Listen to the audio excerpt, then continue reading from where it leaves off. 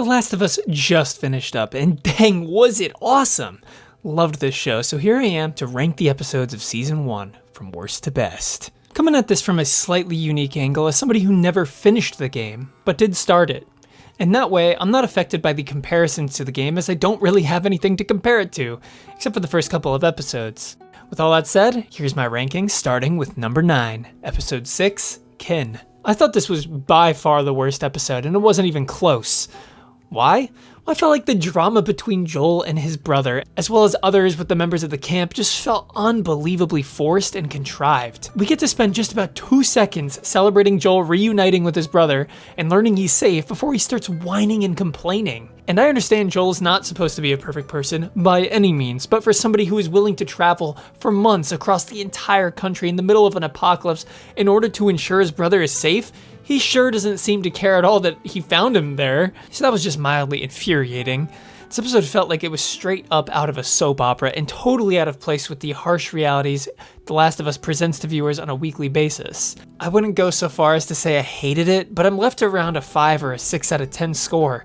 That's just so much lower than even the other weak episodes. Number 8, Episode 4, Please Hold My Hand. While there isn't any really poor writing here to frustrate me in this episode, it does feel like exceedingly filler in comparison to the episodes before and after it. Most of this time is spent bonding with Joel and Ellie, and while I do think that this was necessary for the payoff at the end of the series, there's a component of the episode that just felt forgettable and insignificant in comparison to the best of the show. So it's not by any means a bad episode, but it is a little bit forgettable in the grand scheme of things. I don't think there will be anybody who says that this is their favorite episode. Number 7, Episode 7, Left Behind.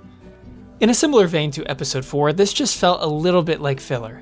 Obviously, this was DLC for the original game, meaning it wasn't actually part of the original base Last of Us game, and you can kind of tell. The problem here is we already did a love story flashback episode with Episode 3, so this one felt a little bit like pulling from the same bag of tricks. It's slightly overly long and all focuses on one night, which I felt was a massive missed opportunity. We could have seen so much from Ellie's past that could have fleshed out the world building of Fedra and the Boston QZ, and more events that shaped her. Obviously we had the little bullying segment, but I just felt like we could have done more. Certainly there are so many directions this could have gone, but it's not all bad. I enjoyed the thematic exploration of how an old love in Episode 3 died peacefully, while a new love here died in a vibrant flame. The set is spectacular, and this could perhaps be the best looking episode. There's strong chemistry here between the leads, the episode is surprisingly witty and funny, and visiting the wonders of the mall is almost as exciting for us as it is for Ellie. Seeing her childlike innocence in this episode is jarring considering we know where she ends up, and I enjoy how it ties back into her protection of Joel in the current time. But it is just a little bit overly long, a little bit overly focused on the backstory, and could have been reworked just a bit. Number 6, Episode 1, When You're Lost in the Dark. So this is where we get into the really fantastic territory. There is a notable step up in quality here from the last one, as this episode is one of the few I'm very familiar with the source material on, and they absolutely nailed it. I love that they added to Sarah's character just enough to make her death even more gut-wrenching, and the acting during her death is flawless. The descent into chaos is handled masterfully from her POV in the back of the car, and I couldn't help but feel like there was just a horrendous sense of impending doom from the opening flashback, which I also loved. The episode is long and suffers from a need to set up the rest of the story, but outside of that, this is just a pretty flawless first episode. Number 5, Episode 2, Infected. This is everything we missed in Episode 1. This one feels most like a video game out of all of the episodes, and we get the full-on horror component of this show in full force here. The clickers are just as intimidating as I'd hoped they'd be, the sets were really stand out, and Tessa's kiss of death is horrifyingly disgusting. Perhaps the grossest and most horrific thing in the entire show, which is saying something. This episode moves at a breakneck pace in comparison to many lower on the list, which I appreciated, and I don't think they could have mastered the tension in the museum segment any better than they did. Oh, and the introductory flashback is maybe my favorite scene of the entire show, other than obviously something in the last episode. Number 4, Episode 5, Endure and Survive. As for full-on action, this is where you will get your fill where that's concerned. This is one of the most tense episodes, up there with Episode 2, as we get introduced to the bloaters. It's full-on warfare and chaos from start to finish, with only a moment of reprieve when Ellie bonds with Sam in a makeshift kindergarten. This has everything you want: interesting characterization, horrific action, and a tragic ending. I think it really delivers on the value proposition of the show better than any other, as it covers all of the bases of infected, human drama. It's tense and rewarding. Number 3, Episode 3, Long Long Time.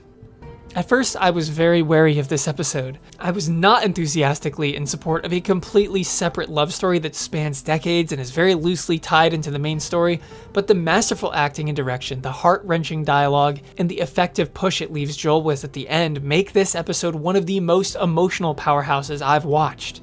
I'm shocked this was so effective, but it was just ambitious enough to pull off its mission. Episode 3 is what made the 7th one feel so superfluous, because how are you going to top another flashback love story over this one? And I'll never forget the final shot, with the dolly rolling backwards towards the bed and away from the open window. Also, I love any time I get to see Ron Swanson.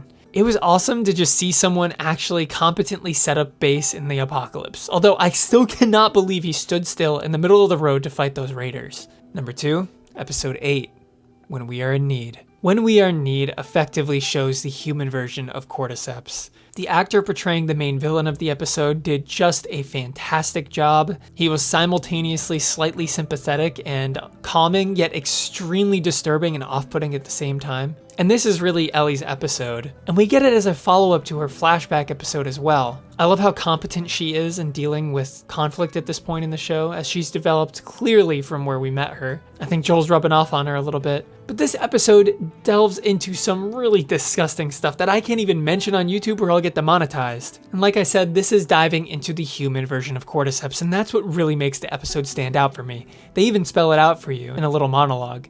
But basically, the final segment of the episode is where it's solidified as one of my favorites, where we have Ellie face off against her demons and Joel come in at the end to swoop her up. He refers to her in the same way he referred to his daughter. It's an emotional, heartbreaking episode, full of disgusting action, and that's everything I'm here for with The Last of Us. It is a perfect penultimate episode heading into the final episode, which is my number 1, Episode 9, Look for the Light. And this episode is all about Joel's decision. Of course, there is some backstory and stuff that's revealed right before we get into the final act, with Joel's mental struggles after the loss of his daughter, and how Ellie has filled that void. That was such an emotional moment for the two of them. I love how the roles have kind of reversed, while Joel is being the more talkative one here and Ellie's being a little bit silent. The giraffe scene was handled with care and was a perfect scene of childlike innocence before we get into the absolute worst part of the show. I mean, in terms of how bad it gets, not in terms of quality. I mean, this final segment with Joel mowing people down as the main theme played in a restructured, string-based format sent chills down my spine from beginning to end, and we are left with the most haunting ending as Ellie tentatively accepts a truth that I don't think she really even believes. It was a perfect conclusion to a show that did probably the best job adapting a video game of anything we've ever seen in history. So those are my thoughts. Let me know what you guys think down below in your ranking. You can check out my ranking of the episodes of House of the Dragon here. Hope you all have a great day. Peace.